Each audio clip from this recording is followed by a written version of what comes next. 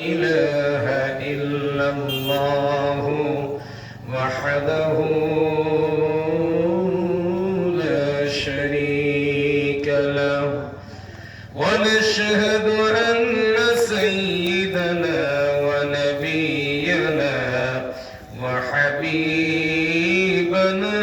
ومولانا محمدا عبده ورسوله الذي أرسله بالحق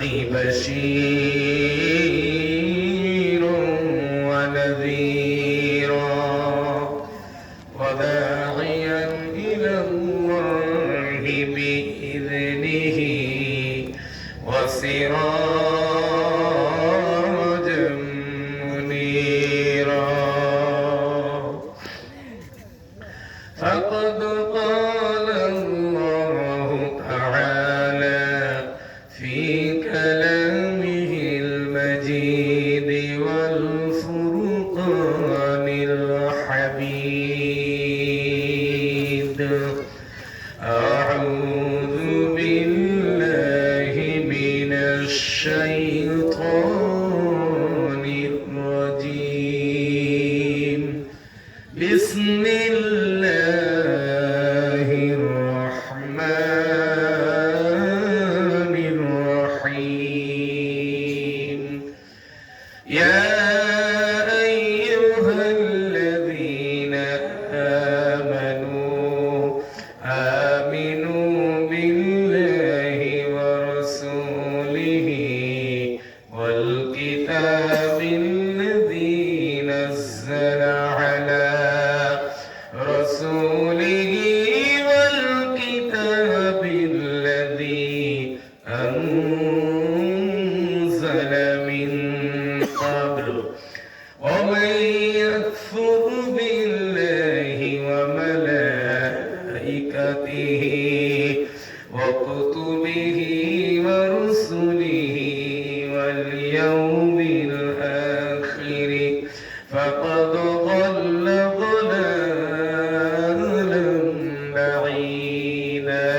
بعيدا صدق الله العظيم وصدق رسوله النبي الحبيب الكريم ونحن على ذلك من الشاهدين والشاكرين والحمد لله رب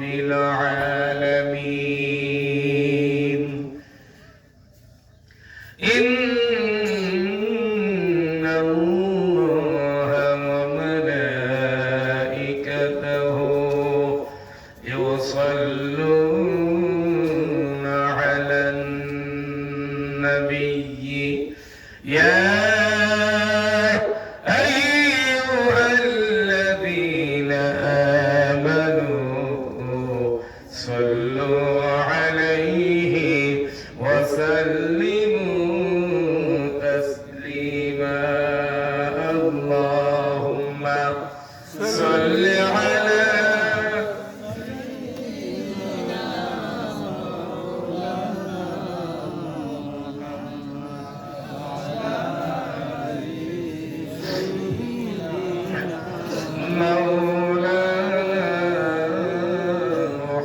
মোহাম্মদ হে রাসূল তোমায় ভালোবাসি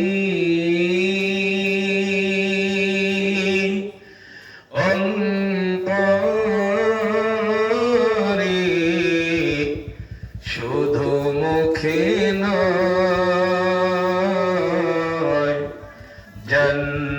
জান্নাতের আশায় নয় হে রাসূল জাহান্নাম কেউ ডরি না তোমার পাওয়ার আশা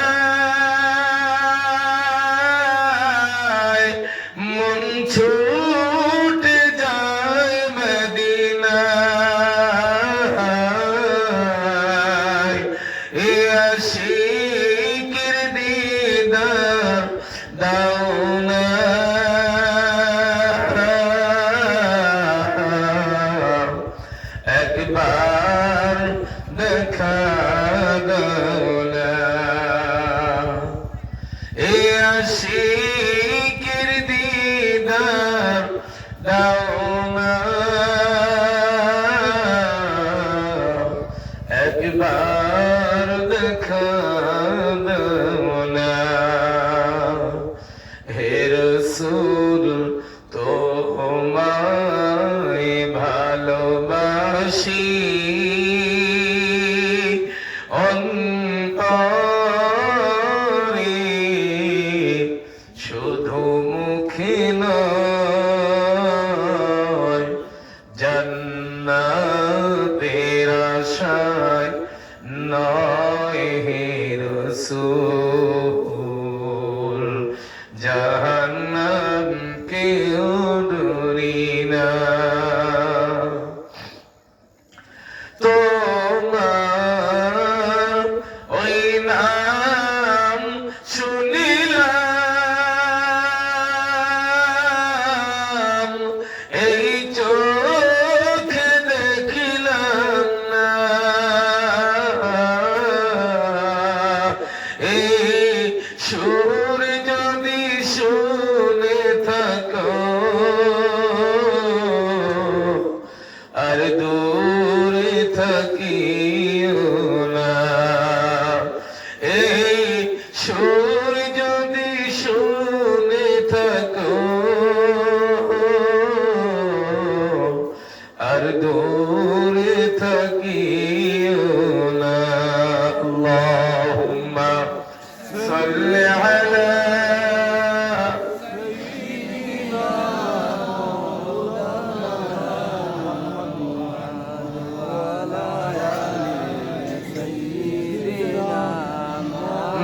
مولانا محمد كلمة ذكر قل لا إله إلا الله لا إله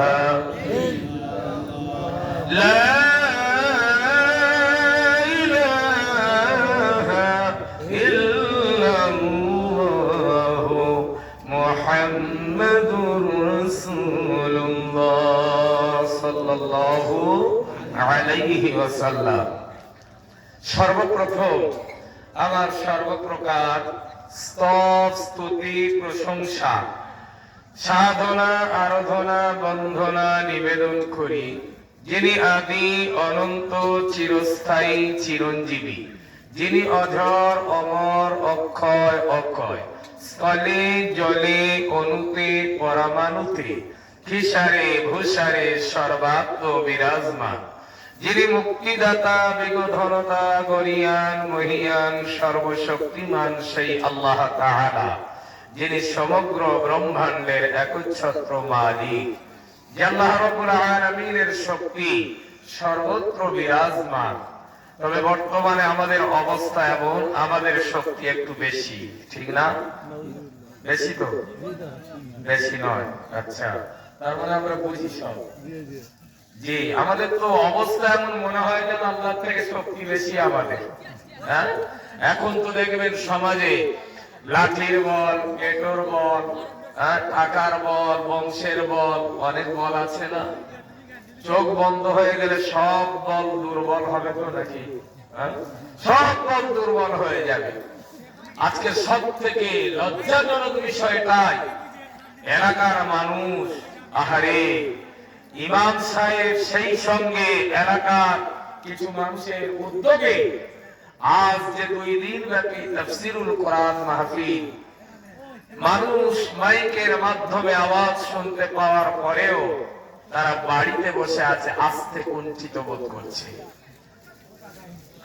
তো যে আল্লাহ তাআলা আমাদেরকে বাছাই করে করে এই পাক মাহফিলে তাফসীরুল কোরআন মাহফিলে আসার এবং বসার মতো আল্লাহ তাআলা একটু সুযোগ করে দিয়েছেন সেজন্য আমরা সকলে অবনত চিত্তে বলিষ্ঠ কণ্ঠে মহান রব্বুল আলামিনের দরবারে বলছি আলহামদুলিল্লাহ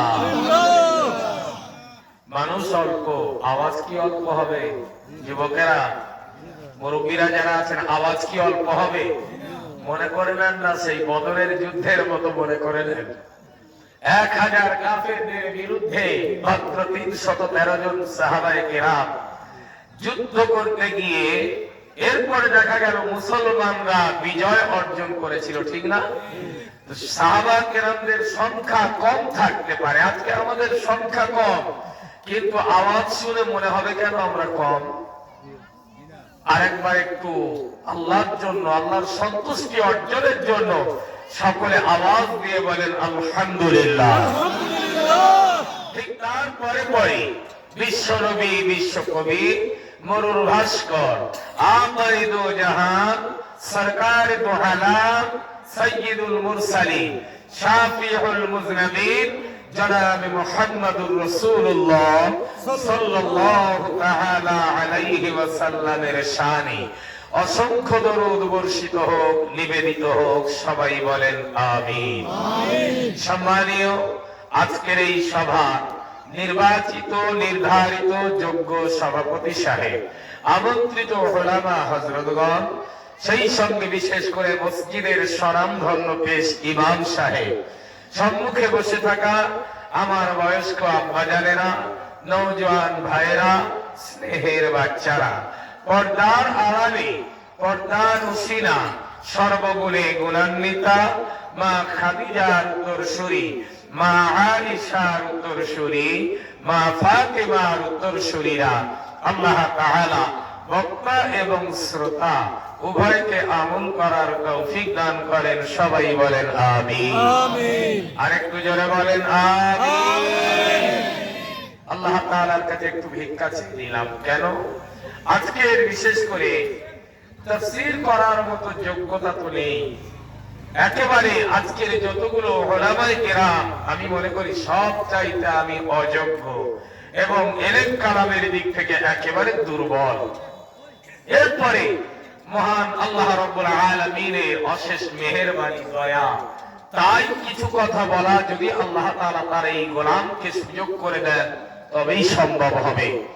প্রিয় ভাইরা আমার, কোরআন হলো একটি মহাসমুদ্র, মহাবিশ্বের বিষয় আল কোরআন। আজকের এই কোরআনুল কারীম এটা একটা জ্ঞানের সমুদ্র। এই কোরআন থেকে কেউ ব্যাখ্যা করে কিয়ামত পর্যন্ত কি কোরআনের ব্যাখ্যা করে শেষ করতে পারবে? সম্ভব? কখনো সম্ভব নয়। এরপরে আমার মতো অযোগ্য কোরআনের কথা বলার জন্য এসেছি, আল্লাহ তাআলার কাছে একটু ভিক্ষা চেয়ে দিলাম। প্রিয় ভাইরা আমার, আগে ছিল ওয়াজ নসিহত, বর্তমানে ওয়াজ বড় মুসিবত। কি ওয়াজ বড় মুসিবত হয়ে দাঁড়ায়?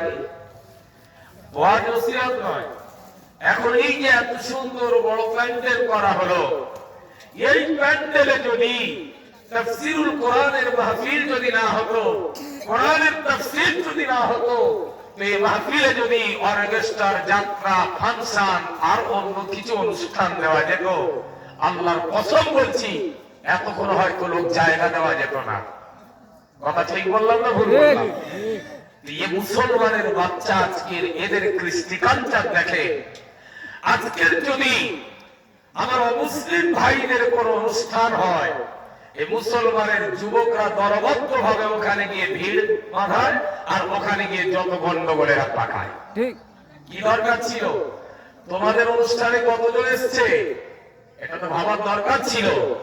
আজকের বাড়িতে যে বসে আছে, মাইকের মাধ্যমে আওয়াজ শুনতে পাচ্ছে, এরপর বাড়িতে নিরজ্জ হয়ে বাড়িতে বসে আছে, একটু লজ্জা করার দরকার ছিল।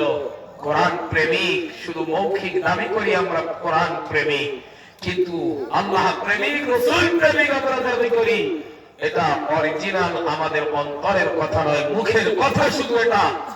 আজকে সারা পৃথিবী জুড়ে মুসলমান মার খাচ্ছে কিসের জন্য? অনেক কারণ রয়েছে, এগুলো আমি এক এক করে বলবো ইনশাআল্লাহ। তো সর্বপ্রথম আমি আপনাদের কাছে কোরআনুল কারীম থেকে সূরা নিসা 136 নম্বর আয়াত, একটা আয়াত মাত্র তেলাওয়াত করেছি। এই আয়াতের ভিত্তিতে সংক্ষিপ্ত কিছু আলোচনা রাখবো ইনশাআল্লাহ। সুবহানাকা লা ইলমা লানা ইল্লা মা আল্লামতানা ইন্নাকা আনতাল আলিমুল হাকীম। সর্বপ্রথম বলবো, যদি কোনো আলেম কোন মাওলানা কোন হাফেজ যদি আপনার আলেম যদি নিচে বসে থাকে মেহেরবানি করে স্টেজের উপরে চলে আসেন। আছেন কেউ? আছেন তো নাকি? উপরে উঠে আসে। কোন আলেম নিচে বসে থাকবে এটা ঠিক সভা পায় না। তাফসীরুল কোরআন মাহফিলে উপরে আসে, আপনারা পাশে থাকেন, সমস্যা নেই, আর আলহামদুলিল্লাহ খুশি হব পাশে থাকলে। কোরআনুল কারীম আল্লাহ রাব্বুল আলামিন বলেন, ইয়া আইয়ুহাল্লাযীনা আমানু আমিনু বিল্লাহি ওয়া রাসূলি। জোরে বলেন আল্লাহু আকবার। আল্লাহ রাব্বুল আলামিন বলেন, হে ঈমানদারগণ, তোমরা ঈমান আনো আল্লাহ এবং তার রাসূলের প্রতি, তোমরা ঈমান আনো। আল্লাহ রাব্বুল আলামিন কথা কেন বললেন? হে ঈমানদারগণ, তোমরা ঈমান আনো আল্লাহ এবং তার রাসূলের প্রতি। কারে বললেন কথাটা? ঈমানদারদের বললেন। কি দরকার ছিল ঈমানদারদের বলার? প্রয়োজন ছিল কি? এখন যদি আমরা এটা বলি, একটু ভাববার বিষয় নয় যে ঈমান আনতে বলল আল্লাহ এবং রাসূলের উপর, আবার বলল তাদেরকে ঈমানদার, যে ঈমানদারদেরকে বলল। এখন ঈমান দুটি শব্দে ব্যবহৃত হয়েছে। এক নম্বর হলো একজন ঈমানদার যিনি ঈমান এনেছেন, সে অস্বীকৃতি থেকে বিরত থেকে স্বীকৃতির পথ অবলম্বন করবে। আপনারা বাংলা সকলে পরিষ্কার বুঝতে পারেন আলহামদুলিল্লাহ, তাই না? কারণ আলহামদুলিল্লাহ অসুবিধা হয় না। কিন্তু সিলেটি ভাষা, আপনারা বলেন সিলেটি ভাষা তো আপনাদের নাকি, কিন্তু বাংলা আলহামদুলিল্লাহ সবাই পরিষ্কার বোঝে। আপনারা যতজন বসে আছেন আপনাদের জন্য প্লাস পয়েন্ট, কারণ সবাই বুঝতে পারেন বাংলা। কিন্তু আমার জন্য মাইনাস পয়েন্ট, আমি আপনাদের সিলেটি ভাষা পুরো বুঝতে পারি না, অল্প বুঝতে পারি। কিন্তু এখন এই আস্তে আস্তে কিছু কিছু বোঝা শিখেছি, আগে তো মোটেই জানতাম না। গতকাল আমার যেখানে প্রোগ্রাম ছিল, জায়গাটা হলো আপনার বগুড়া। ওখানে প্রোগ্রামে আমাকে বললো একজন হাজী সাহেব, হুজুর আপনি আমাদের সিলেটি ভাষা কিছু কিছু বলার চেষ্টা করবেন। আল্লাহ, আমি সিলেটি ভাষা জানি না তো কেমন করে বলবো? আমাকে যদি সিলেটি ভাষা বলতে বলা হয় আমার পক্ষে তো সম্ভব নয়। বলে ঠিক আছে, আপনি চালাবেন, অসুবিধা নেই।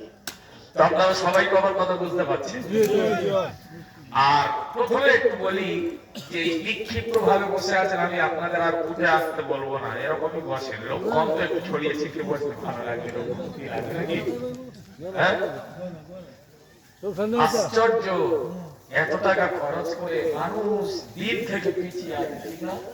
দিন থেকে মানুষ সরে যাচ্ছে। রাসূল বলছে যখন মুসলমান দিন থেকে সরে যাবে, আল্লাহ তাআলা তাদের উপর জালেম বাদশা চাপিয়ে দেবে। আল্লাহ তাআলা তাদের উপর জালেম বাদশা চাপিয়ে দেবে। আজকে দিন থেকে সরে যাওয়ার ফলে আমরা তো না খাচ্ছি, জালেম বাদশা আমাদের উপর চাপিয়ে দেওয়া হয়েছে। তো স্বীকৃতি অস্বীকৃতি থেকে বিরত থেকে স্বীকৃতির পথ অবলম্বন করে, অর্থাৎ অস্বীকারীদের থেকে দূরে সরে স্বীকারীদের দলে শামিল হয়ে যাবে। এটা এক। দুই হলো, দ্বিতীয় অর্থ হলো তারা ঈমানদার, এক কথায় কোন জিনিস এবং তার চলা বলা ওঠা বসা যাবতীয় কর্মকাণ্ড সে যে আকীদার উপর বিশ্বাস করেছে সেই আকীদার উপর পরিপূর্ণভাবে তার বিশ্বাস করা, এটা হলো দ্বিতীয়। তো প্রথম ঈমানদারদেরকে দ্বিতীয় ঈমানদারদের সঙ্গে শামিল হওয়ার জন্য আল্লাহ তাআলা নির্দেশ দিলেন। এখন আমরা যারা বসে আছি সবাই ঈমানদার তো নাকি? ওরে বাবা, সবাই ঈমানদার কি? একদম পাক্কা ঈমানদার। কিছু কিছু মানুষ মনে মনে করছে ঈমানদার বলি বা কেমন করে, কার কি সর্বনাশ যে ঘটিয়ে রেখেছে আমি ঈমানদার বলবো কি? এরকম অনেক সময় মনে হয় কি না বলে? কোরআনুল কারীম আল্লাহ রাব্বুল আলামিন বলেন, ওয়া মিনান নাসি মান ইয়াকুলু আমান্না বিল্লাহি ওয়া বিল ইয়াউমিল আখির ওয়া মা হুম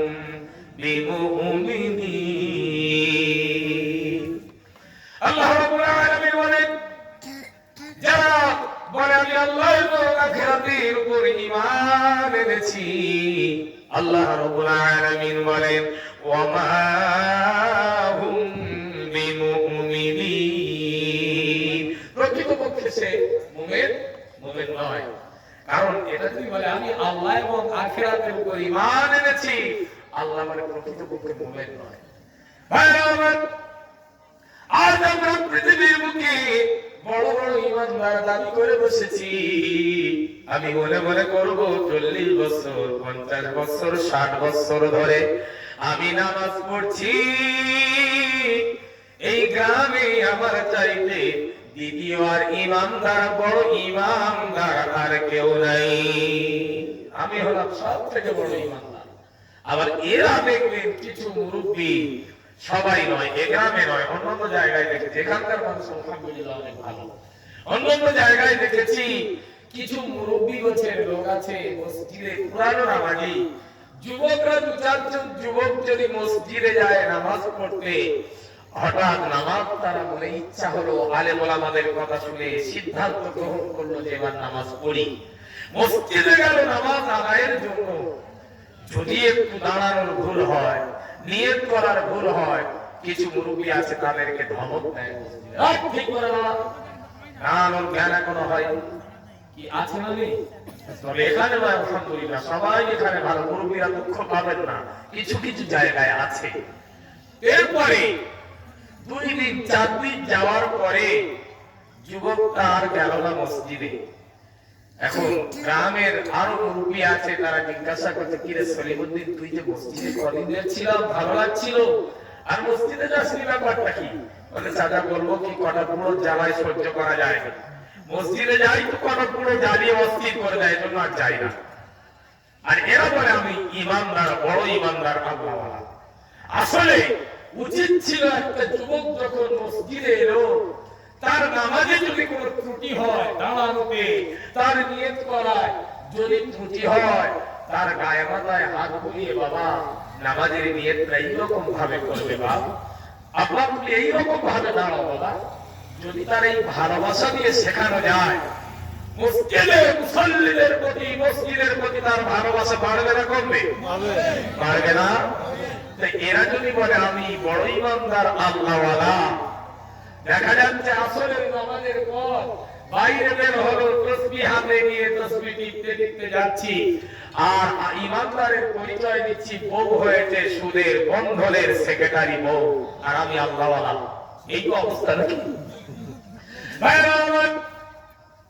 এই যে ঈমানদারদের কথা, ঈমানদার এমনি হওয়া যায় না। ঈমানদারদের কিছু গুণাগুণ, কোয়ালিটি সম্পর্কে আল্লাহ রাব্বুল আলামিন তিনি পবিত্র কালামুল্লাহ শরীফের মধ্যে উল্লেখ করেছে। সূরা মুমিনুনের মধ্যে মুমিনদের কিছু গুণাগুণ আল্লাহ রাব্বুল আলামিন তুলে ধরেছে, ঠিক না? সূরা মুমিনুনের মধ্যে মুমিনদের কিছু গুণাগুণ থাকতে হবে, কিছু কোয়ালিটি থাকতে হবে, এমনি মুমিন হওয়া যায় না। আল্লাহ রাব্বুল আলামিন সূরা মুমিনুনের মধ্যে বললেন, قد أفلح المؤمنون, নিশ্চিতভাবে মুমিনগণ সফল হয়েছে, বলেন না সুবহানাল্লাহ। এরপর আল্লাহ রাব্বুল আলামিন বলেন, والذين هم في صلاتهم خاشعون, আল্লাহ রাব্বুল আলামিন বলেন, আর যারা নিজেদের নামাজের ব্যাপারে বিনয় অবনত, বিনয় বিনম্র হবে, মুমিন যে হবে, মুমিনের নামাজ হবে বিনয় বিনম্র নামাজ হবে।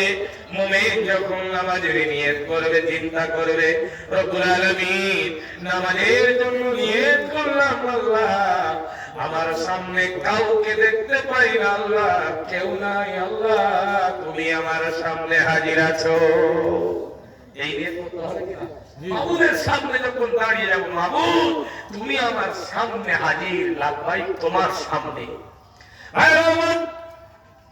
এই মুমিনদের নামাজ হবে বিনয় বিনম্র।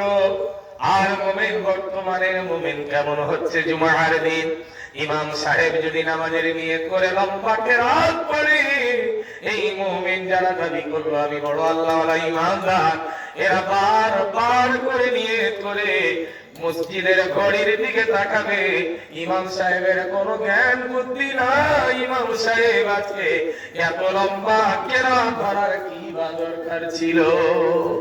কি আরো যদি রমজানে দেখবেন, রমজান মাস যখন আসে এই গ্রামে যদি তারাবির জন্য হাফেজ ঠিক করা হয়, হাফেজ ঠিক করার পরে এরপর কিছু ব্যবসায়ী আছে দেখবেন, তারা এসে ইমাম সাহেবকে ঠিক এশার নামাজের আগে হাফেজ সাহেবের রুমের মধ্যে যায়, যাওয়ার পরে হাফেজ সাহেবের গা টিপে বলে, হাফেজ সাহেব আজকের 4G স্পিড দিলে হবে না, আজকের একটু 6G স্পিড দেওয়া লাগবে। আছে না বলেন?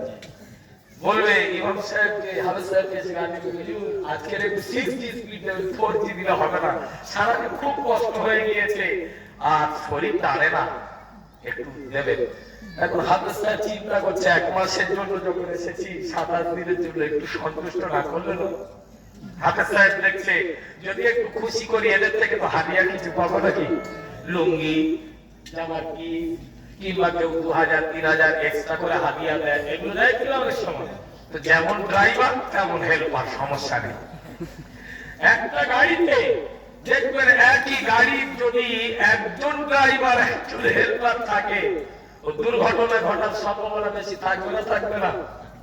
আজকের মসজিদে ইমাম নিয়োগ করা হয়, এমন সব আমরা বড় পাজি হয়ে গিয়েছি, মসজিদের সেক্রেটারি, সভাপতি, এলাপতি, হোমিওপ্যাথি সব আছে না, এরা দেখবেন ইমাম নিয়োগ করার সময় বিজ্ঞপ্তি জারি করে দেয় যে হাফেজ লাগবে, মাওলানা, কারি হতে হবে, মুফতি হতে হবে, মুফাসসির হতে হবে, মুহাদ্দিস হতে হবে, ডিগ্রি খুব বড় চাই। এখন ইমাম সাহেব এলো, আসার পরে সবকিছু পছন্দ হয়ে গেল। ইমাম সাহেব বলছে, বেতন কিরকম কি দেবেন আপনারা? বলছে, আমাদের তো এখানে আলহামদুলিল্লাহ বেতন মোটামুটি ভালো আছে, আমাদের এই এলাকার তুলনায় বেশি, 5000 6000 টাকা বেতন। কি আছে না নেই? এরকম আছে না? এদের লজ্জা করা উচিত ছিল। কোন আক্কেলে এরা বলে 5000 টাকা বেতন? আমার তো মনে হয় গলায় দড়ি দিয়ে মরা উচিত ছিল। কারণ তো ভাবার দরকার 5000 টাকা আমার চলে কিনা। কি আশ্চর্য! রাগ করছেন নাকি? আপনাদের এখানে ভালো হয়, বাস্তব কথা বলছি। এতেই যদি রাগ করেন আমার কোনো সমস্যা নেই, আলহামদুলিল্লাহ, দাওয়াত নাই পাই না পাবো।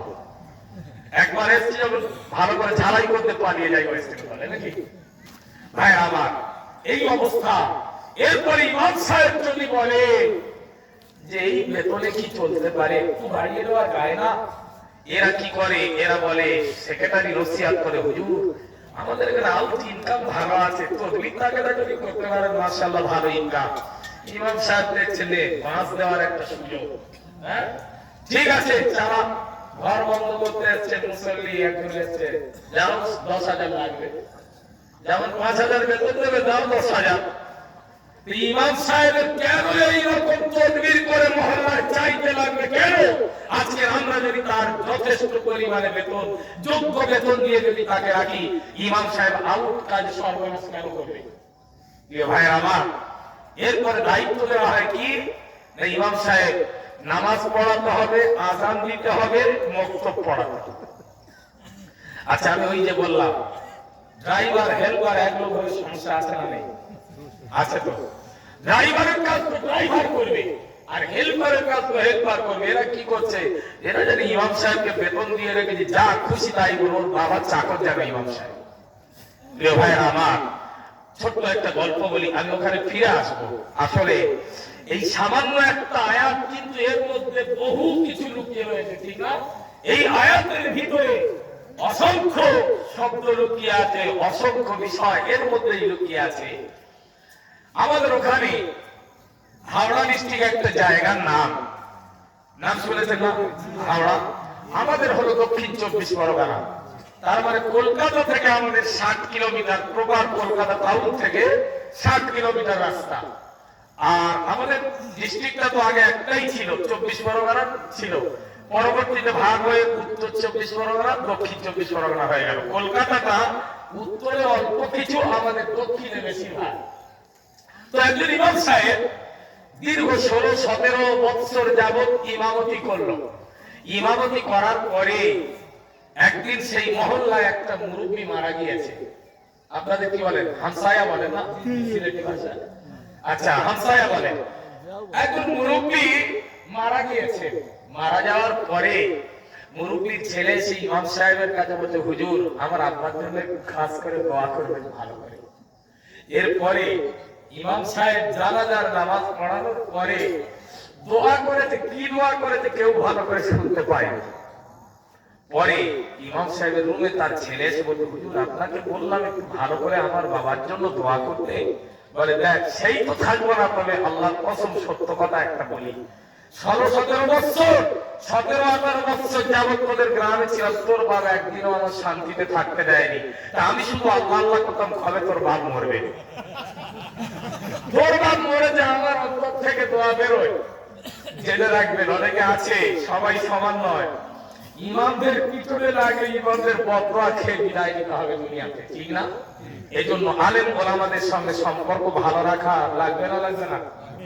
ইমামদের সঙ্গে সম্পর্ক ভালো রাখা লাগবে না লাগবে না? লাগবে। ওলামাদের সঙ্গে ভালো সম্পর্ক করতে হবে, কারণ এ প্রসঙ্গে একটা হাদিস এসেছে যে আন আবি হুরায়রা রাদিয়াল্লাহু তাআলা আনহু قال رسول الله সাল্লাল্লাহু আলাইহি ওয়াসাল্লাম, হযরত আবু হুরায়রা রাদিয়াল্লাহু তাআলা আনহু থেকে হাদিসটি বর্ণনা করা হয়েছে। রাসূলুল্লাহ সাল্লাল্লাহু আলাইহি ওয়াসাল্লাম তিনি বলেন, কুনা আলিমান, তোমরা আলেম হও, আও মুতাআল্লিমান, নতুবা আলেমের ছাত্র হও। আলেম হতে পারোনি কিন্তু আলেমের ছাত্র হও। আও মুস্তামিআন, নতুবা আলেমের কথা শোনো। আও মুহিব্বান, তাও যদি না হয় আলেমকে ভালোবাসো।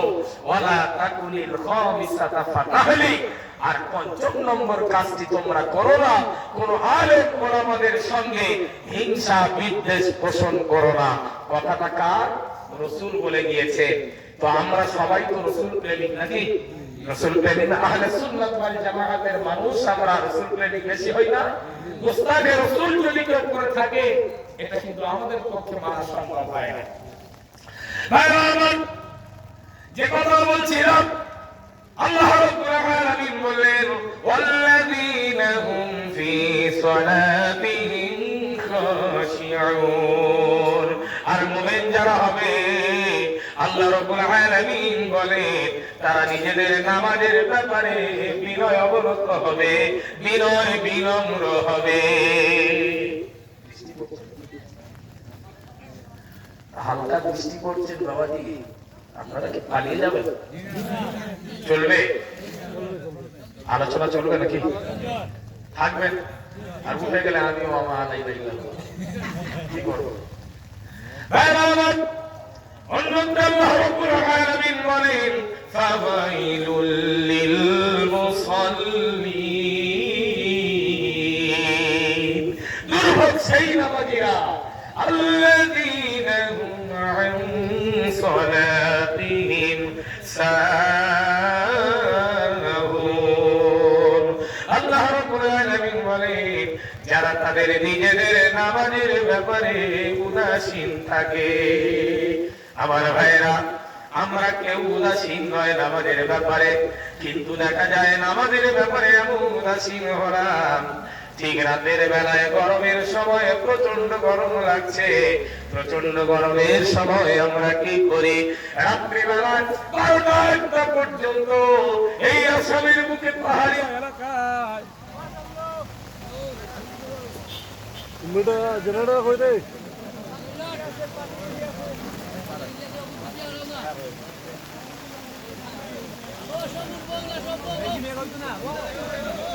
রহমত বলা জিনিস রে বউ, জিকির করে লা ইলাহা ইল্লাল্লাহ, লা ইলাহা ইল্লাল্লাহ, লা ইলাহা ইল্লাল্লাহ,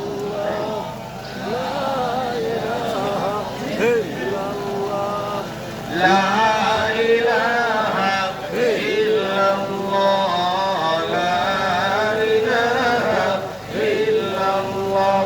لا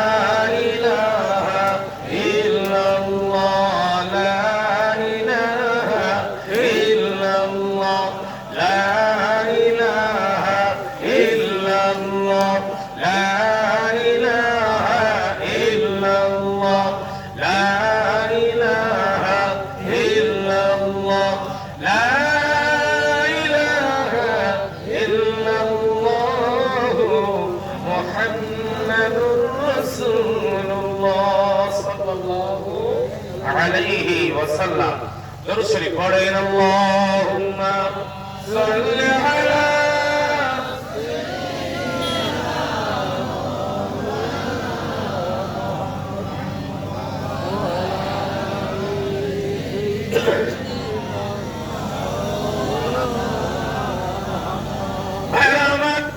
যে কথা বলছিলাম, এই আসামের বুকে দেখা যায়, আসামের বুকে পাহাড়িয়া এলাকা, পাহাড় প্রচুর না আসামে, আসাম ত্রিপুরায় তো দেখছি প্রচন্ড পাহাড়। আলহামদুলিল্লাহ, আল্লাহ তাআলা পাহাড় সৃষ্টি করে যে পৃথিবীর ভারসাম্য বজায় রাখার জন্য।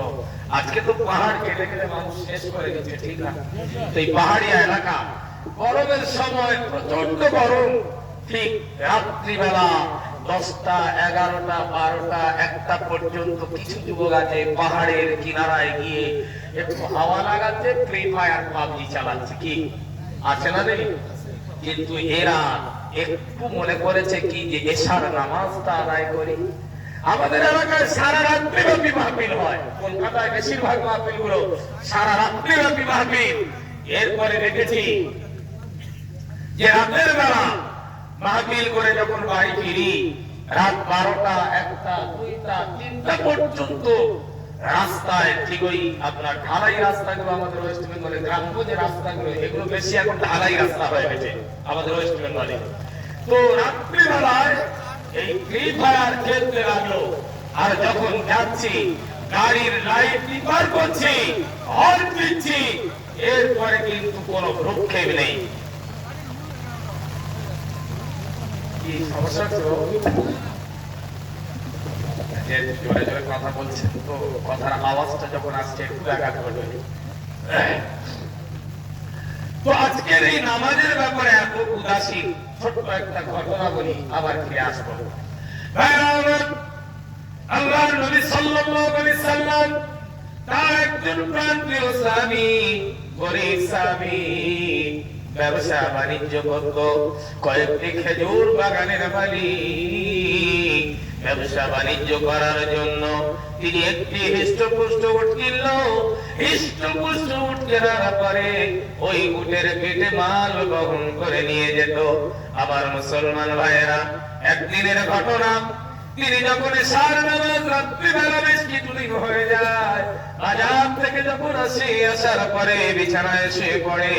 বিছানায় শুয়ে পড়ার পরে এরপরে যখন ঘুমিয়ে পড়ে, ঘুম যখন এসে যায়, উট জমিনে জোরে জোরে পা ঠুকতে থাকে। আমার মুসলমান ভাইয়েরা, এরপরে তার পায়ের আওয়াজে উটের মালিকের ঘুম ভেঙে যায়। এরপরে একদিন তিনি নবীজির দরবারে গিয়ে বললেন, ইয়া রাসূলুল্লাহ, ইয়া হাবিবাল্লাহ, হুজুর, আমার উটটাকে আমি এত ভালোবাসি, এত আদর যত্ন করি গো রাসূল।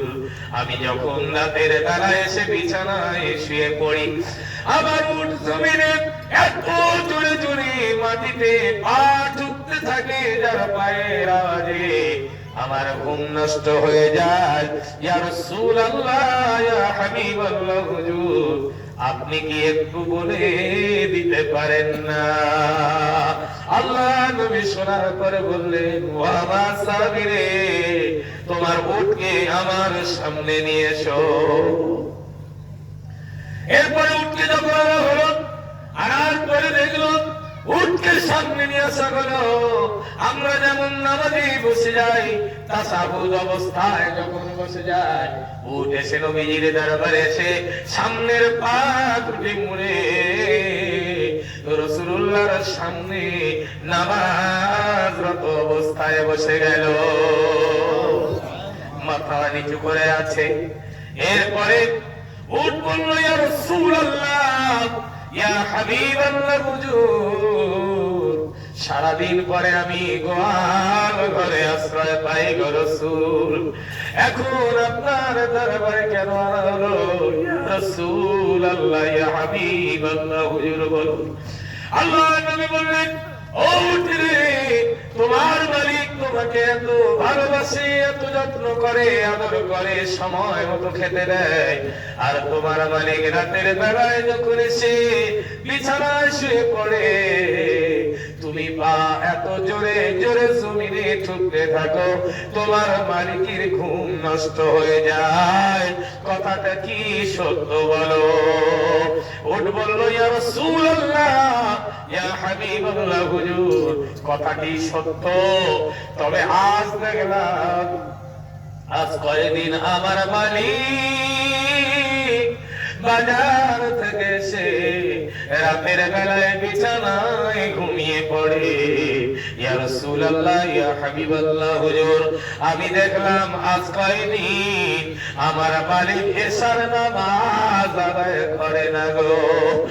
এই জন্য আমি জমিনে জোরে জোরে পা ঠুকতে থাকি, আমার পায়ের আওয়াজ শুনে যাতে আমার মালিকের ঘুম ভেঙে যায়, আমার মালিক যাতে উঠে জেগে গিয়ে এশার নামাজ আদায় করতে পারে। নারায়ে তাকবীর, আল্লাহু আকবার, নারায়ে তাকবীর, আল্লাহু আকবার। এরপরে কি করলো? আল্লাহর নবী জিজ্ঞাসা করছে, ও সাহাবীরে উটের কথাটি কি সত্য বলো? আল্লাহর নবী সাহাবী বললেন, ইয়া রাসূলুল্লাহ, ইয়া হাবিবাল্লাহ, হুজুর কথাটি সত্য, তবে আপনি আমার জন্য দোয়া করুন, আমি যেন আজ থেকে প্রতিনিয়ত এশার নামাজ আদায় করে বিছানায় ঘুমাতে পারি। উট বললেন, ইয়া রাসূলুল্লাহ, ইয়া হাবিবাল্লাহ, হুজুর আপনি আমার জন্য দোয়া করুন, আমার মালিক যদি ওই দিন আপনার দয়ার জান্নাতে প্রবেশ করতে পারে, আর ওই দিন আমি যেন আমার মালিককে পিঠে করে নিয়ে বহন করে আল্লাহর দয়ার জান্নাতে পৌঁছে দিতে পারি। নামাজে উদাসীন আমরা নেই, তাই না? নামাজে উদাসীন হয় কি? এশার নামাজের সময় হয়ে যায়, মসজিদে যখন বলে হাইয়া আলাস সালাহ, আমরা তখন চুপচাপ ঘরে বসে আছি। যখন বলছে হাইয়া আলাল ফালাহ, বলে ইমাম সাহেব আর মুয়াজ্জিন দুজন মিলে চালা। আমাদের যাওয়ার দরকার নেই। এলাকায় এলাকায় ইমাম সাহেবদের কাছে খোঁজ নিয়ে পাওয়া যায়, হুজুর ফজরের নামাজে নামাজি কতজন জামাতে হয়? কোথাও কোথাও দেখি শুনি ইমাম সাহেব আমি আর ওই মুয়াজ্জিন সাহেব থাকে, কেউ বলে 2-3 জন করে ফজরের জামাতে হয়। এরকম হয় না? হয় অনেক জায়গায় হয়। এরপর আল্লাহ রাব্বুল আলামিন বলেন, ওয়াল্লাযীনা হুম আনিল লাগwi মু'রিদুন। আল্লাহ রাব্বুল আলামিন মুমিনদের যে গুনাহগুলো সম্পর্কে বর্ণনা করেছেন, আল্লাহ রাব্বুল আলামিন বলেন মুমিন যারা তারা বাজে কাজ থেকে দূরে থাকে। মুমিন যারা হয় তারা বাজে কাজের সঙ্গে জড়িত থাকে না দূরে থাকে? বলে হ্যাঁ, দূরে থাকে না? কিন্তু আমরা তো সব জায়গায় বলে ইনকলাব জিন্দাবাদ, তোমরা খাবে আমরা বাদ, যদি করো প্রতিবাদ ধর থাকবে মুন্ডুবাদ। সমস্যা নেই। আমাদের অবস্থা কিরকম দেখছে? এই মুসলমান আল্লাহর কসম আজকের বড় আফসোসের সঙ্গে বলতে হয়, মুসলমানের বীর পুরুষের মতো চলার দরকার ছিল। মুসলমান মুখ ফুলিয়ে মাথা উঁচু করে চলার দরকার ছিল। আজকে সারা পৃথিবীতে মুসলমান মার খাচ্ছে, শুধু আমরা মৌখিক দাবি করছি যে আমরা বড় ইমানদার, আমরা ইমানদার, কিন্তু জায়গায় পড়লে ইমানদার কত বড় ইমানদার ঠিক জায়গায় পড়লে বোঝা যায় কত বড় ইমানদার।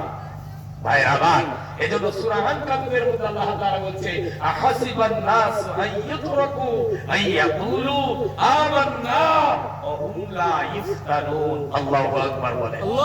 আল্লাহ রাব্বুল আলামিন বলে, লোকেরা কি মনে করেছে আমরা ঈমান এনেছি এ কথা বললেই কি তাদের ছেড়ে দেওয়া হবে আর তাদের কি পরীক্ষা করা হবে না? যারা ঈমানদার, ঈমানদারদেরকে তো পরীক্ষা দিতেই লাগবে। বিনা পরীক্ষায় আল্লাহর কসম ঈমানদার হওয়া যায় না। তবে তাই বলে কি মনে করবেন হুজুর পরীক্ষা দিতে বলছে মানে কি আমাদের সকলকে জিহাদের ময়দানে যেতে হবে না? ইমানদারদের পরীক্ষা হবে বিভিন্ন ভাবে, কিছু ভয়ের দ্বারায়, কিছু ক্ষুধার দ্বারায়, কিছু জানমাল ক্ষয়ক্ষতির দ্বারায়। আল্লাহ তাআলা কোরআনে বলেছেন ওয়ালা নাবলুওয়ান্নাকুম বিশাইইন মিনাল খাউফি ওয়াল জু'i ওয়া নাকসিম মিনাল আমওয়াল। আল্লাহ তাআলা তো কোরআনে সব কথা ব্যক্ত করেছেন, কত সুন্দর করে কোরআনের কথা ব্যক্ত করেছে।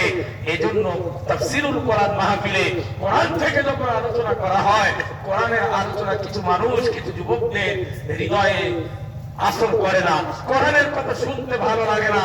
এদের যদি ঝিনুকমালার গান লাগানো যায়, গান লাগালে এদের বেশি আকর্ষণ লাগে, ঠিক না?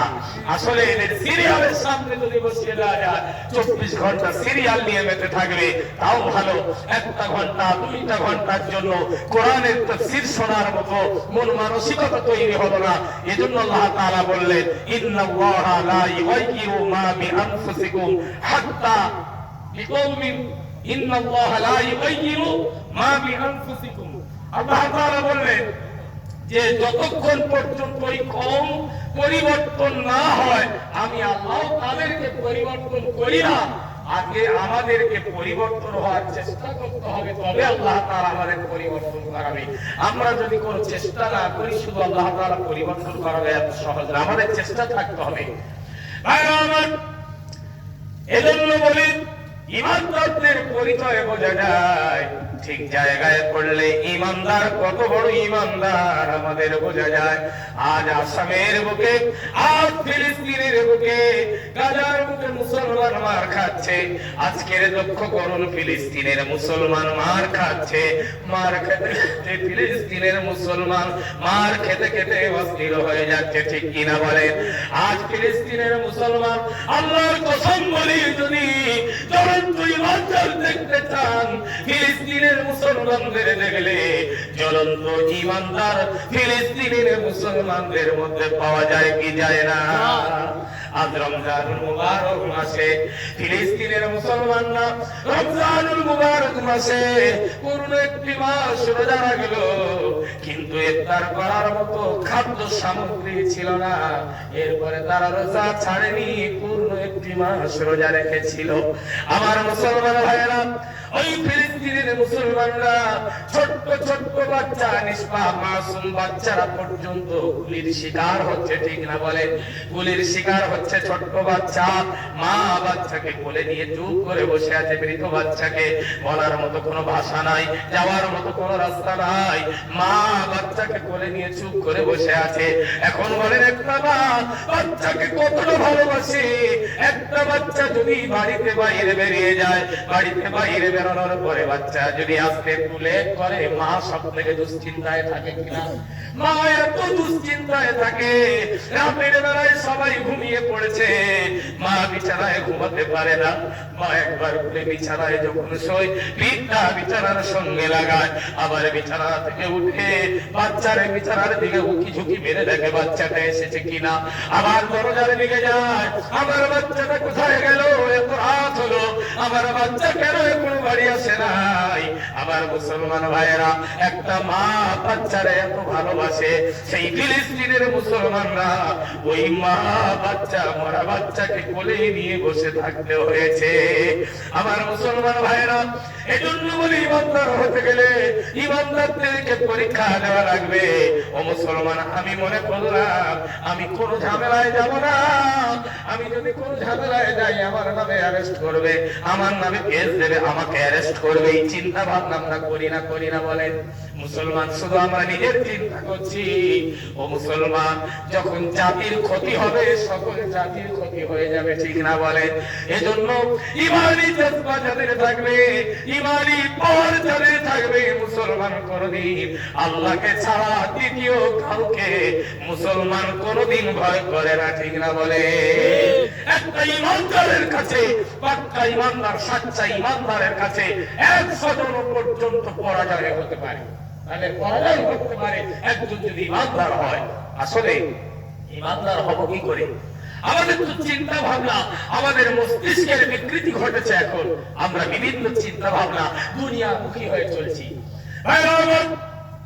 আপনারা শুনেছেন এই ভারতের বুকে একজন নাম হলো ভোলানাথ নাম। ভোলানাথ এক সময় আমার রাসূলুল্লাহর বিরুদ্ধে শয়তানের উক্তি বই লিখল। শয়তানের উক্তি বই লেখার পরে এরপরে মসজিদে ইমামরা আলেম ওলামারা মসজিদে মসজিদে বক্তব্য দিয়ে যুবকদেরকে উদ্বুদ্ধ করেছে।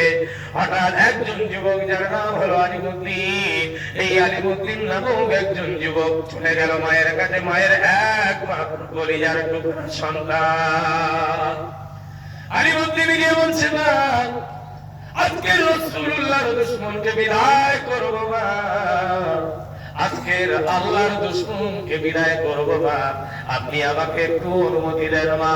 ওই সময় মা দেখেন, মা বলল, ওরে আমার বাবা কলিজার টুকরা সন্তান আলিমুদ্দিন, তুই আমার একটাই সন্তান আলিমুদ্দিন, তোর মতো যদি আল্লাহ রাব্বুল আলামিন আমাকে 100টা আলিমুদ্দিন দান করত, আমি তোর মা 100টা আলিমুদ্দিনকে আমি আল্লাহর দুশমনকে বিদায় করার জন্য পাঠিয়ে দিতাম। মা বলে, তুই একটাই সন্তান, দূরের কথা, আল্লাহ তাআলা যদি আমাকে 100টা আলিমুদ্দিন দান করত, আমি 100টা আলিমুদ্দিনকে আমি ইসলামের জন্য আল্লাহর জন্য আমি বাড়ি থেকে বের করে দিতাম। আলিমুদ্দিন কি করলো? আলিমুদ্দিন মায়ের কাছ থেকে দোয়া নিয়ে বিদায় নিল। আলিমুদ্দিন বাড়ির বাইরে বেরিয়ে ছোট্ট একটি ছুরি নিয়ে আকাশের দিকে মুখ উঁচু করে বলল, রব্বুল আলামিন, আয় আল্লাহ, তোমার দুশমনকে, তোমার রাসূলের দুশমনকে বিদায় করার জন্য রব্বুল আলামিন তুমি আমাকে কবুল করে নাও। এই দোয়া করে চলে গেল আলিমুদ্দিন ভোলানাথের কাছে চলে গেল। ভোলানাথের কাছে গিয়ে বলছে, তোমার নাম না ভোলানাথ? ভোলানাথ বলছে, হ্যাঁ আমার নাম ভোলানাথ। এরপরে বলছে, তুমি কি আমার রাসূলের বিরুদ্ধে শয়তানের উক্তি বই লিখেছো বলো? ভোলানাথ বলছে, হ্যাঁ আমি মুহাম্মাদের বিরুদ্ধে শয়তানের উক্তি বই লিখেছি। এই কথা শোনার সঙ্গে সঙ্গে আলিমুদ্দিন ছোট্ট ছুরি বের করে নিয়ে ভোলানাথের বুকে বসিয়ে জনম জনমের মতো বিদায় করে দিল। আমার ভাইরা, এরপর আলিমুদ্দিনকে অ্যারেস্ট করা হলো। অ্যারেস্ট করার পরে আপনারা সবাই জানেন মার্ডার কেসের আসামি সহজে ছাড় পায়, সহজে ছাড় পায় না। মার্ডার কেসের আসামি সহজে ছাড় পায় না। আলিমুদ্দিনের পক্ষের উকিলেরা আছে, ভোলানাথের পক্ষের উকিলেরা আছে। আলিমুদ্দিনের উকিলেরা সিদ্ধান্ত গ্রহণ করলো যে আলিমুদ্দিনকে কোনো প্রকার বাঁচানো সম্ভব নয়। তার মা যদি এসে বলে, আমার সন্তানটা আজ কিছুদিন পাগল হয়ে গিয়েছে, তাহলে হয়তো বাঁচানো সম্ভব হতে পারে। এরপরে আলিমুদ্দিনের মায়ের কাছে উকিলেরা গিয়ে বলছে, ও আলিমুদ্দিনের মা, আপনি যদি একবার বলেন আমার সন্তান আজ কয়েকদিন পাগল হয়ে গিয়েছে, তাহলে হয়তো আপনার সন্তানকে বাঁচানো সম্ভব হতে পারে। এই কথা বলার পরে আলিমুদ্দিনের মা বলল, আমি নিজেই তো আমার সন্তানকে আমি নিজেই পাঠিয়েছি, এরপরে আমার সন্তানের জন্য আমি মা হয়ে কেমন করে মিথ্যা কথা বলবো? বলেন সুবহানাল্লাহ। মা দেখে আসলে যেমন সন্তান, মাও তো ওই রকম। আর বর্তমানে যদি নিউ করিমগঞ্জ টাউনের উপরে একটা কোনো প্রতিবাদ সভা হয়, যদি ইসলাম বিরোধী কোনো কথার কারণে রাসূলুল্লাহ সম্পর্কে কটূক্তি মন্তব্য যদি কেউ করে, আর করিমগঞ্জ টাউনে যদি আপনাদের এই টাউনে যদি একটা প্রতিবাদ সভা হয়, মায়ের একটাই সন্তান, মা বলবে, বাবা তো যাওয়ার দরকার, কোথায় কি ঝামেলা হবে বাবা, প্রয়োজন নেই। বলবে না? বলবে না? বলে সন্তানদের পাঠাবে। একটা সন্তান কি করে পাঠায়? সন্তানের যদি কোনো ক্ষতি হয়। এরপর আলিমুদ্দিনের মা এই কথা বলার পরে আলিমুদ্দিনের কাছে চলে গেল। আলিমুদ্দিন বলছে, মা আমার জন্য মিথ্যা কথা বলবেন না, আল্লাহর কসম আমার জন্য মিথ্যা সাক্ষী দেওয়ার দরকার নাই। উকিলদেরকে বলছে, ও আমার উকিলেরা, আল্লাহর কসম করে আমার জন্য মিথ্যা কথা বলবেন না। আল্লাহর কসম করে আজ যদি আমার চোখটুকু নিয়ে আপনাদের চোখে লাগিয়ে দেওয়া যেত, আপনারা অবশ্যই অবশ্যই দেখতে পেতেন। আল্লাহর কসম বলি, নবীজি বারবার হাত ছাড়িয়ে দিয়ে ডাকছে, ও আলিমুদ্দিন, তুমি যখন আমার জন্য এতটুকু করতে পেরেছো আলিমুদ্দিন, তুমি বিদায় নিয়ে চলে এসো, আমি রাসূলুল্লাহ তোমাকে কোলে তুলে নেব। ভাইরা আমার, এরপরে আলিমুদ্দিন হাসতে হাসতে ফাঁসির মঞ্চে উঠে শাহাদাত বরণ করে আল্লাহর জান্নাতের মেহমান হয়ে গেল। মা গো তুমি কাঁদছো কেন একলা বাড়িতে, তোমার আমার দেখা হবে জান্নাতের সিঁড়িতে।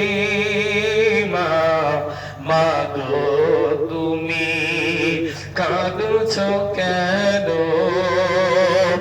একলা বাড়িতে, তুমি তো মা শিখিয়েছিলে ও মা শহীদেরা মরে না,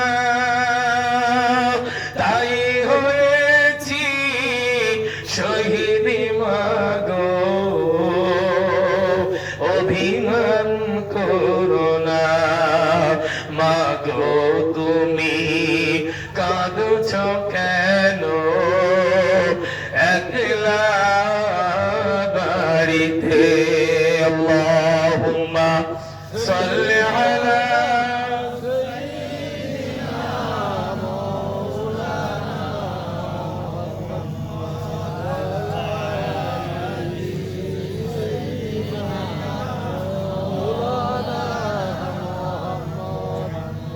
আসলে আমার ভাইরা, একটা আয়াত কিন্তু আয়াতের সারমর্ম অনেক লম্বা, আলহামদুলিল্লাহ। কারণ এই আলোচনা, এই আয়াতের পরিপ্রেক্ষিতে আলোচনা করলে 3 ঘন্টা 4 ঘন্টা চলে যাবে, কিন্তু আলোচনা শেষ হবে না। তবে কয়েকটি কথা আপনাদের বলে যাই। আমি সর্বত্র এই কথাগুলি বলি। বর্তমানে মুসলমানদের অবস্থা সারা পৃথিবীতে ভালো নয়, সব জায়গায় এরা মার খাচ্ছে। আচ্ছা, এখনো কি আমাদের আল্লাহর ঘর থেকে এখনো দূরে থাকবো? এখনো কোরআন থেকে আমরা দূরে সরে থাকবো? সময় কি আছে? আছে। আসলে কি জানেন, আমাদের দোয়া, আমরা আল্লাহর কাছে কাঁদি, দোয়া করি, আল্লাহর দরবারে আমাদের দোয়া কবুল হয় না। কেন কবুল হয় না এটা বোঝার ব্যাপার না। আমি বলে থাকি যে আফগানিস্তানের বুকে আপনারা সবাই জানেন ব্যাপক তরমুজ চাষ হয়। তরমুজ শুকরগুলো জঙ্গল থেকে বেরিয়ে এসে রাতের বেলায় কি করে, আপনার তরমুজগুলো খায় এবং মারিয়ে নষ্ট করে ফেলে। এই নষ্ট করার ফলে চাষিরা সিদ্ধান্ত গ্রহণ করলো যে জঙ্গলের চতুর্দিকে আগুন জ্বালিয়ে দেওয়া। আগুন যদি জ্বালিয়ে দেওয়া হয়, জঙ্গলে আগুন প্রবেশ করলে শুকরগুলো কি বাঁচবে? সম্ভব, বাঁচবে না। সিদ্ধান্ত গ্রহণ করলো, সিদ্ধান্ত অনুযায়ী তারা চতুর্দিকে আপনার আগুন জ্বালিয়ে দিয়েছে। আগুন যখন জঙ্গলে প্রবেশ করতে লাগলো, শুকরগুলো দেখছে যে আর তো আমাদের পালানোর মতো কোনো রাস্তা নেই, মরণ ছাড়া আর কোনো রাস্তা নেই।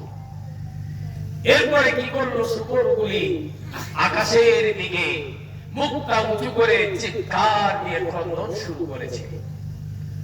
হঠাৎ দেখা গেল আকাশটা মেঘমালায় পরিণত হয়ে গেল, আর ঝড়ো হাওয়া শুরু হয়ে গেল, মুষলধারা বৃষ্টি শুরু হয়ে গেল। আগুন নিভে গেল, শুকরগুলো জঙ্গল ছেড়ে অন্যত্রে পালিয়ে গেল। আমার মুসলমান ভাইয়েরা, বলার উদ্দেশ্য, একটা শুকরের কান্না যদি আল্লাহর দরবারে কবুল হতে পারে, আর আমরা তো মানুষ, আমরা সকল সৃষ্টির শ্রেষ্ঠ, আমরা মুসলমান আল্লাহর কাছে কাঁদি, আমাদের কান্না কবুল হয় না কেন? আসলে কবুল না হওয়ার পিছনে একাধিক কারণ আছে। রাসূল বলছে দোয়া কবুল হওয়ার মূল শর্ত হলো হালাল খাদ্য খাওয়া। এখন আমরা সারা জীবন যদি হারাম খাই, এই হারাম খেয়ে খেয়ে রাতের বেলায় তাহাজ্জুদ গুজারি বান্দা হাত তুলে দোয়া করছে, আল্লাহ আমি তোমার খাস বান্দা, আল্লাহ আমাকে তুমি ক্ষমা করে দাও। আল্লাহ এদের অবস্থা দেখে হাসবে না? আল্লাহ ভাবে কত বড় হাইবির হারাম করলেন, হারাম ছাড়তে পারেনি, আর আবার কাজে রাতের বেলা এদিকে ইলেকট্রিক চুরি করে হাওয়া খাচ্ছে, চুরি করা ইলেকট্রিকে পাকায় হাওয়া খাচ্ছে, আর সাহায্য চাইছে আল্লাহ। এই অবস্থা প্রিয় ভাইরা আমার, এর পিছনে আবার ইহুদিদের একটা চক্রান্ত আছে। আমি আপনাদের বলে দিই যে আজকের সারা পৃথিবীতে সর্বত্র আমি দেখছি, বাংলাদেশে গিয়ে দেখছি সেখানে আপনার আসাম, ত্রিপুরা, ঝাড়খণ্ড, আল্লাহ তো কম বেশি অনেক জায়গায় ঘোরাচ্ছে, সর্বত্র দেখছি যে এই যে বন্ধন সুদের ব্যবসা কোথাও আর ভাগ নেই, সব জায়গায় চালু হয়েছে। তো ইহুদিরা জানে মুসলমান যখন বিপদে পড়ে আল্লাহর কাছে সাহায্য চায়, আল্লাহ এদের কথা শুনে, সুতরাং এদের এমন একটা পদ্ধতি তৈরি করে দিতে হবে, এরা হারাম খাবে, আল্লাহর কাছে কাঁদবে, দোয়া করবে, কবুল হবে না, মারাও এদের সহজ হবে, ঠিক না? আজকে আমরা ঘর ঘর সুদে ভরপুর হয়ে গিয়েছে। আজকের আফসোস লাগে, আমাদের নানা নানি, দাদা দাদি যারা ছিল আজ থেকে 30 বছর 40 বছর আগে, তারা সুদে টাকা দিত না, সংসারে কত অভাব দিয়েছে, এরপর সুদে টাকা দিতে হতো না। কিন্তু আজকের দেখা যাচ্ছে যে একটা সংসারে 4 জন খেতে 3 জন ইনকাম করছে, এরপরে বন্ধন থেকে টাকা নিতে হচ্ছে, সুদে টাকা দিতে হচ্ছে, না হলে সংসারে অভাব মেটে না। হয়নি এই অবস্থা। এজন্য সকলকে বলবো আর সময় নেই, আল্লাহর রাস্তায় ফিরে আসে। যুবকরা যদি পাটা বাড়িয়ে দেন, মুরব্বীরা যদি পাটা বাড়িয়ে দেন, আমি দুটো পা ধরে মুসাফির বলে যাই। আর সময় নেই। আজকের এই তাফসীরুল কোরআন মাহফিল বিশেষ করে এলাকাবাসী এবং সেই সঙ্গে ইমাম সাহেবের অক্লান্ত পরিশ্রম, ইমাম সাহেবের উদ্যোগে, ঠিক না? ইমাম সাহেবের উদ্যোগে এলাকার মানুষের সাহায্য সহযোগিতায় আজকের এই এত বড় তাফসীরুল কোরআন মাহফিল হলো, কিন্তু মানুষ এলো না। এজন্য আমি খাস করে দোয়া করি, আল্লাহ সকলকে সুবুদ্ধি দান করো, আল্লাহ তাআলা সকলের কলিজায় যেন আল্লাহ হেদায়েত নসিব করে, বলেন আল্লাহুম্মা আমিন। ভাইরা আমার, আজ থেকে আমরা সিদ্ধান্ত নিয়ে কি এখান থেকে বাড়ি ফিরতে পারবো যে আল্লাহ ওয়া আরশের মালিক, আল্লাহ আর জীবনে নামাজ ছাড়বো না, যা ভুল করেছি, আল্লাহ যখন আযান হয়ে যাবে মসজিদে যাব, নামাজ শুরু করে দেব, এই সিদ্ধান্ত আমরা নিতে পারবো ইনশাআল্লাহ? পারবো ইনশাআল্লাহ? আল্লাহ সকলকে নামাজ আদায় করার তৌফিক দান করুন। হারামের সঙ্গে সম্পর্ক রাখবেন না, সুদের সঙ্গে সম্পর্ক রাখবেন না, সুদ থেকে দূরে সরে আসবে, মানুষের সঙ্গে সৎ ব্যবহার করবে। মরণের পর আমার ব্যবহারে আমার মানুষ, আমি বেঁচে থাকায় যেন আমার জন্য মানুষ দোয়া করে, আমার মরণে যেন মানুষ আমার জন্য চোখের পানি ফেলে, আমার ব্যবহারটা যেন এমন হয়, কারণ কলিজায় আঘাত দিয়ে মানুষের মনে কষ্ট দিয়ে চলা এটা ঠিক হবে না। আর ইমানদার তো ইমানদারের জন্য কাঁদবে, কারণ আজকে আপনারা আসামের মুসলমান যখন অত্যাচারিত হয়, ওয়েস্ট বেঙ্গল থেকে আমরা আনন্দিত হই না, পশ্চিমবঙ্গ থেকে আমরা নিশ্চয়ই আনন্দ পাই না, আমাদেরও কলিজাটা কাঁদে যখন আমরা শুনি অমুক জায়গায় মুসলমান মার খাচ্ছে, ইমানদার একটা মার খেলে আরেকটা ইমানদারের অন্তর কাঁদবে কিনা। এজন্য আমার সোনার টুকরো ভাইরা, আল্লাহ তাআলা আমাদের সকলকে শোনা অপেক্ষায়, বলা অপেক্ষায় বেশি বেশি করে আমল করার তৌফিক দান করেন, বলেন আল্লাহুম্মা আমিন। আর এতক্ষণ ধরে যা কিছু বললাম, মাঝে মাঝে একটু কড়া ভাষায় কিছু বলে ফেললাম, কেউ কষ্ট নেননি তো? যদি কষ্ট পান আল্লাহর রাস্তায় ক্ষমা দৃষ্টিতে দেখবেন ইনশাআল্লাহ, কারণ আমি আপনাদের ভাই তুল্য, সন্তান তুল্য, পরে কেউ কষ্ট নেবেন না। আর 2 ঘন্টার জন্য মেহমান এসে আপনাদের কষ্ট দেওয়ার জন্য আসিনি, এটা জাতির পরিবর্তন ঘটানোর জন্য কিছু কথা বলা, এটা একটু মূল্যায়ন করার চেষ্টা করবেন। এখন আপনাদের ইমাম সাহেব উনি মিলাদ শরীফ পড়াবেন, আর কেয়াম আমি পড়িয়ে দিয়ে দোয়া করে দেবো। ইমাম সাহেব একটু শরীক হয়ে যাক। ইমাম সাহেব আপনি মিলাদ শরীফ পড়িয়ে দেন।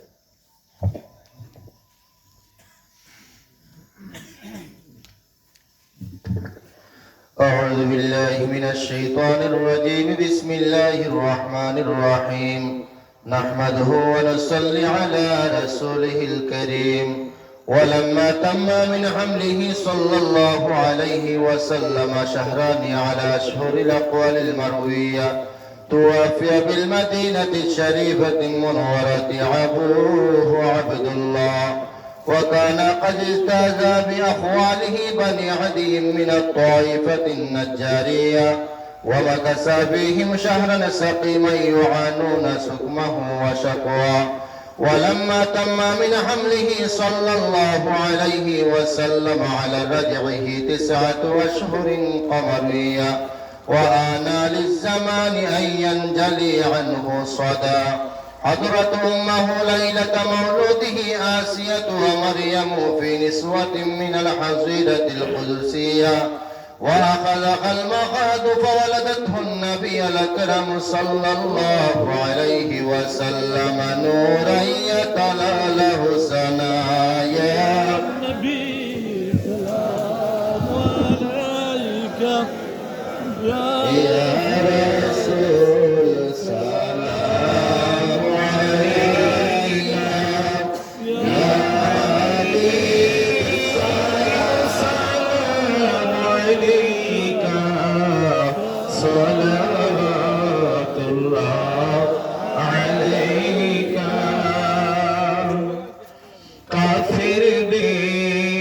কাফিরদের অত্যাচার বাড়িল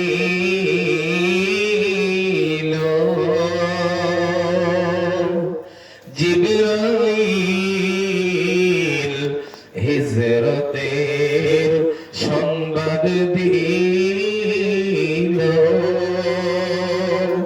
আমার নবীর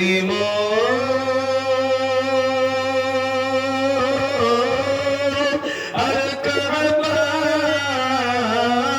হয় না আমি কখন যাব সোনার মদিনা ইয়া নবী সালাম আলাইকা ইয়া রাসূল সালাম আলাইকা ইয়া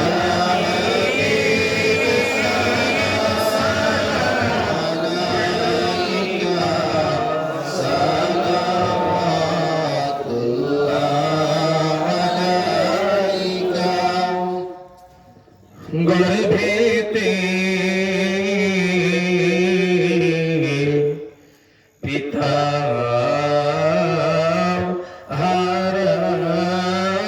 হারাইলে ভূমিষ্ঠতে মাতা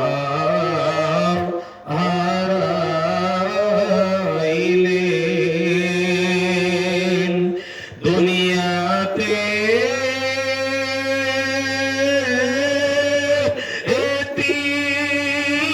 এতিম বানিলেন ক্ষুধাতে পেটে পাথর বাঁধিলেন ইয়া নবী সালাম আলাইকা ইয়া রাসূল সালাম আলাইকা ইয়া হাবিব সালাম আলাইকা সালাওয়াতুল্লাহ আলাইকা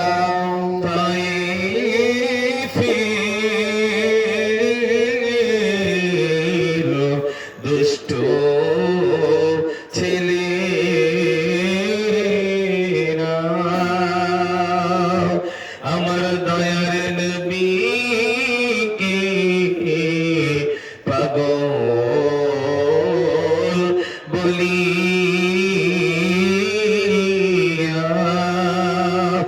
মারিল পাথর ছুঁড়িয়া উঠিল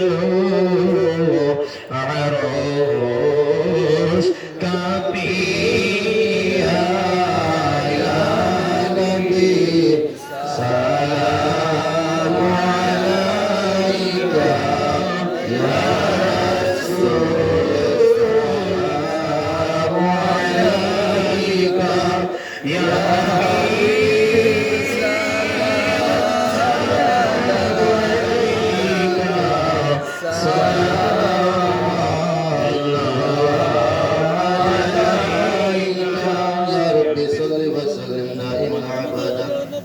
على نبيك خير خلق بجاه رحمة الدرود والسلام بربزيد نبي مدام سلموا يا قمبان صلوا على صدر الأمين مصطفى ما جاء لله رحمة للعالمين برادر الإسلام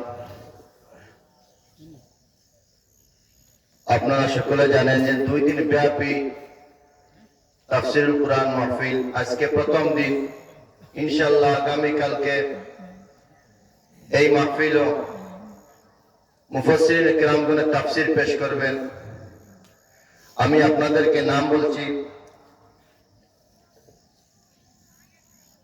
প্রধান অতিথি হিসেবে উপস্থিত থাকবেন আগামী কালকে হযরত মাওলানা মঈনুদ্দিন আল কাদেরী সাহেব প্রধান মুফাসসির হিসেবে উপস্থিত থাকবেন সুদূর কলকাতা থেকে আগত হযরত মাওলানা ইজহারুল হক নুরী সাহেব বিশেষ মুফাসসির হিসেবে উপস্থিত থাকবেন হযরত মাওলানা মুফতি জামাল উদ্দিন সাহেব মুহতামিম দারুল আতফাউল উলুম আশানপুর মাদ্রাসা বদরপুর হযরত মাওলানা শাহাবুদ্দিন সাহেব মুহাদ্দিস রাতাবাড়ি নিজামিয়া টাইটেল মাদ্রাসা হযরত মাওলানা তসলিম উদ্দিন সাহেব কৈলাসহর আগামী কালকে এই মুফাসসিরিন কিরামগণ এখানে তাফসীর পেশ করবেন তৎসঙ্গে এই মাহফিলে শিরনি বিতরণ করা হবে আপনারা সবার শিরনি দাওয়াত এবং তাফসীরুল কুরআন মাহফিলের দাওয়াত আপনারা সবাই আসবেন আমি এত অনুরোধ করব আমাদের আজকের মাহফিলের প্রধান মুফাসসির হযরত মাওলানা লুকমান আহমদ সাহেবকে আমাদেরকে শেষ মুনাজাত দিয়ে সন্তুষ্ট করে আমাদেরকে বিদায় দেন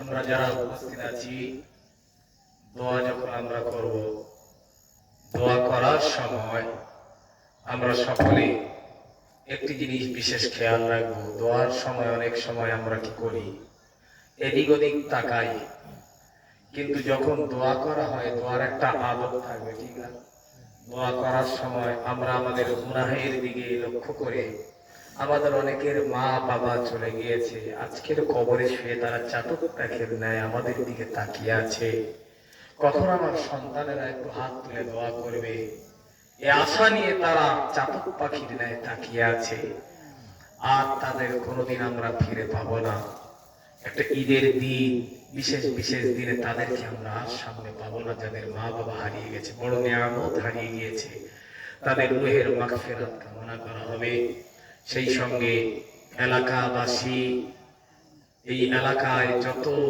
মানুষ বিদায় নিয়েছে তাদের জন্য দোয়া করা হবে আর আমরা মনে করব আজকের এই জায়গায় আমরা যারা এসেছি হয়তো আগামী বছর এই দোয়ায় এই জায়গায় আর শরীক হতে পারবো কি তার কোনো গ্যারান্টি নেই হতে পারে আজকের এটা আমাদের জীবনের শেষ মাহফিলের মোনাজাত হতে পারে এই আশা নিয়ে আমরা আল্লাহ তাআলার কাছে বাকি হায়াতের মালিক তো আল্লাহ কিন্তু আমরা দোয়া যাতে কবুল হয় দোয়া কবুল হওয়ার আশা নিয়ে আমি মুসাফির আপনাদের নিয়ে দুটি করে হাত তুলব যে যেখানে আছে প্রত্যেকটা হাত তুলেন আল্লাহুম্মা আমিন ربنا ظلمنا أنفسنا وإن لم تغفر لنا وترحمنا لنكونن من الخاسرين ربنا ظلمنا أنفسنا وإن لم تغفر لنا وترحمنا لنكونن من الخاسرين وعرشের মালিক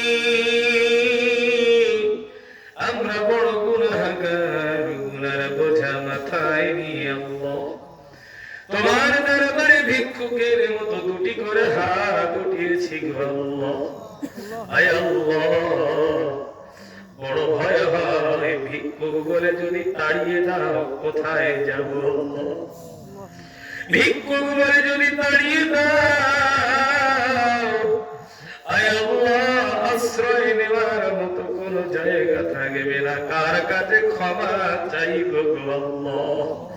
তুমি ছাড়া কে বা আমাদের মালিক আছে আল্লাহ? ও আরশের মালিক, আমাদেরকে তোমার শ্রেষ্ঠ নবীর খাতিরে আমাদের জীবনের সব গুনাহ মাফ করে দাও রব্বুল আলামিন। আমার পূর্বে আল্লাহ উলামায়ে কেরামগণ আল্লাহ একের পর এক ওয়াজ নসিহত করেছে আল্লাহ। আয় আল্লাহ, হাবিব নবীর মুহাব্বতে কয়েক মর্তবা দরুদ পাঠ করা হয়েছে। আয় আল্লাহ, মিলাদ শরীফ পাঠ করা হয়েছে আল্লাহ রব্বুল আলামিন। নবীজি শুয়ে আছে সুদূর মদিনায় সবুজ গম্বুজের নিচে। আয় আল্লাহ, এখনো আমাদের জন্য কাঁদছে উম্মতি উম্মতি উম্মতি রব্বুল আলামিন। আয় আল্লাহ, আমরা তোমার নগণ্য গোলামে আসামের জমিনে দাঁড়িয়ে নবীজির শানে সালাম জানিয়েছি। আয় আল্লাহ, মেহেরবানি করে তোমার শাহী দরবারে কবুল করে নাও। কবুল করে নিয়ে বিনিময়ে সওয়াব সর্বপ্রথম সোনার মদিনায় হাবিব নবীর দরবারে পৌঁছে দাও।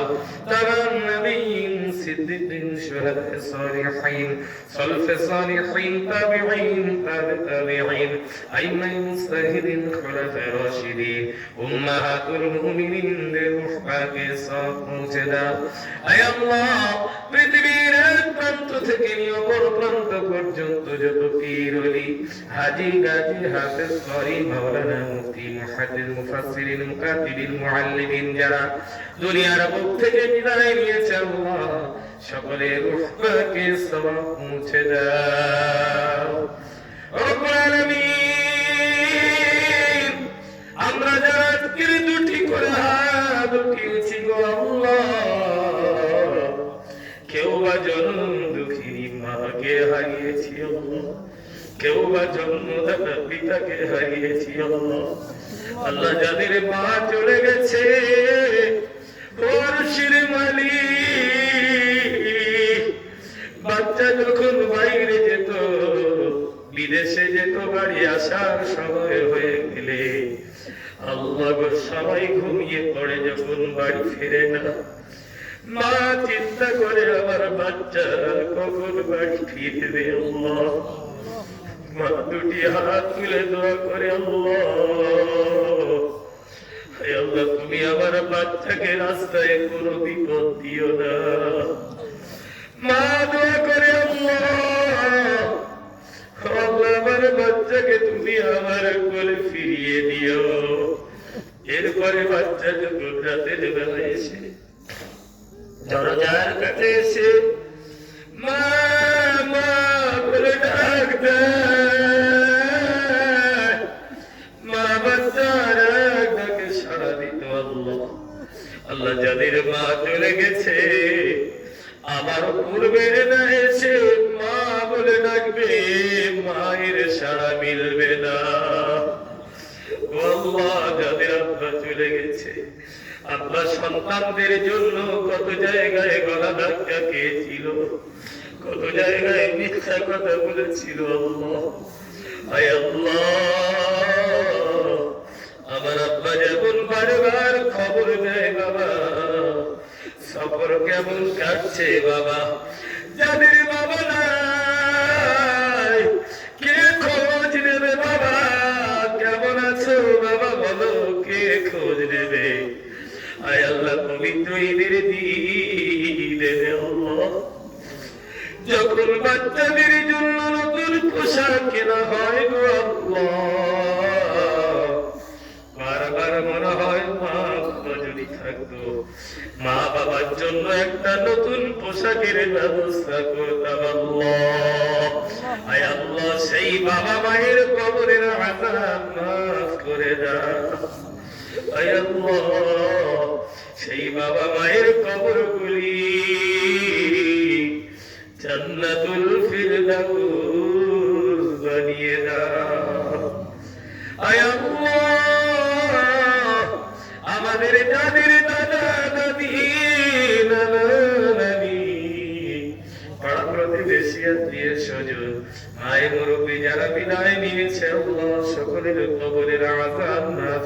দাও, সকলের কবরগুলি জান্নাতুল ফিরদাউস বানিয়ে দাও। আল্লাহ, খাস করে তাফসীরুল কোরআন মাহফিল কবুল করে নাও। আয় আল্লাহ, মাহফিল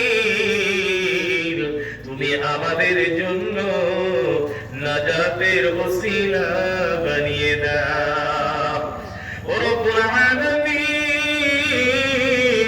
সকল যুবকদের কবুল করে নাও, আমার মুরব্বী আব্বাজানদের কবুল করে নাও, সকলকে নামাজি পরহেজগার বানিয়ে দাও। আয় আল্লাহ, সকলকে তুমি মসজিদে মুখী বানিয়ে দাও। আল্লাহ, মা বোনেদের কবুল করে নাও, মা বোনেদের নামাজি বানিয়ে দিও, মুমিনা বানিয়ে দিও, পর্দার সহিত চলার তৌফিক দাও। ও আল্লাহ, আমাদের সকলকে হালাল রুজি উপার্জন করার তৌফিক দাও, হালাল রুজি ভক্ষণ করার তৌফিক দাও। আল্লাহ, যারা কঠিন বিমারে আছে, বিমারকে শিফা দান করো। রব্বুল আলামিন, যারা বাপগ্রস্ত আছে, অভাবকে মিটিয়ে দাও। যাদের কন্যাদায়গ্রস্ত আছে, সুপাত্র মিলিয়ে দাও। যারা কঠিন পেরেশানের মধ্যে আছে, পেরেশানকে দূর করে দাও। রব্বুল আলামিন, আয় আল্লাহ, দোয়া চাওয়ার মতো ভাষা তো আমার জানা নাই। আল্লাহ, উলামায়ে কিরামরা হাত উঠিয়েছে। আল্লাহ, আমার যুবকেরা মুরব্বী আব্বাজানেরা হাত উঠিয়েছে। রব্বুল আলামিন, খাস করে আল্লাহ, যা চাইলাম, যা চাইতে বাকি রইল, আমাদের প্রত্যেকের মনের আশা আকাঙ্ক্ষাকে পূরণ করে দাও। আয় আল্লাহ, কিয়ামতের দিন, মুসিবতের দিন, যেদিন কেউ কারোর হবে না, ওই দিন হাবিব নবীর সুপারিশ আমাদের সকলের জন্য নসিব করো। আয় আল্লাহ, ফিলিস্তিনের মুসলমানদের হেফাজত করো। আল্লাহ, গাজার মুসলমানদের হেফাজত করো। আয় আল্লাহ, আসামের মুসলমানদের হেফাজত করো। আল্লাহ, জালিমের জুলুম থেকে আমাদেরকে হেফাজত করো। সারা পৃথিবীর মুসলমানদেরকে হেফাজত করো। আল্লাহ রব্বুল আলামিন, জীবনে একটিবারের জন্য হলেও আল্লাহ মনে বড় শখ জাগে। আল্লাহ, তোমার বাড়ি ঘুরতে যাবো গো আল্লাহ। আয় আল্লাহ, সকলকে তোমার বাড়ির মেহমান বানিয়ে নিও। আয় আল্লাহ, যে নবী আমাদের জন্য আজ কাছে, হাসরের ময়দানে নবী সাজদায় পড়ে উন্নতি উন্নতি বলে কাঁদবে। আল্লাহ, নবীজি রওজার পাশে দাঁড়িয়ে প্রাণ করে সালাম জানাবার তৌফিক দাও। রব্বুল আলামিন, আয় আল্লাহ, আমি মুসাফির, তোমার বান্দাদের নিয়ে দুটি করে হাত উঠিয়েছি। যে হাত দুটি তোমার কাবা ঘরে স্পর্শ করেছিলাম গো আল্লাহ, আয় আল্লাহ, এই হাত দুটি নিয়ে তোমার বান্দাদের দুটি করে হাত উঠিয়েছি। আমাদের প্রত্যেকের মনের আশা আকাঙ্ক্ষাকে পূরণ করে দিও। আয় আল্লাহ, আমাদের দোয়াকে হাবিব নবীর কদমের ধুলির ওসিলায় কবুল করে নাও। ربنا تقبل منا إنك أنت السميع العليم وتب علينا إنك أنت التواب الرحيم. سبحان ربك رب العزة عما يصفون وسلام على المرسلين والحمد لله رب العالمين. واجعل آخر كلامنا عند الموت لا إله إلا الله لا إله إلا الله لا إله إلا الله محمد رسول الله صلى الله عليه وسلم. السلام عليكم ورحمة الله. মাশাআল্লাহ, আপনারা আমরা কলকাতার মেহমান হযরত মাওলানা লুকমান গাজী সাহেব তাফসীর শুনি আপনারা সন্তুষ্ট হয়েছেন নি? যে যে ভালো লাগছে নি আপনারা? ইনশাআল্লাহ আগামীকালকে আরো হাতি হল আছে ইনশাআল্লাহ আরো সুন্দর হইব।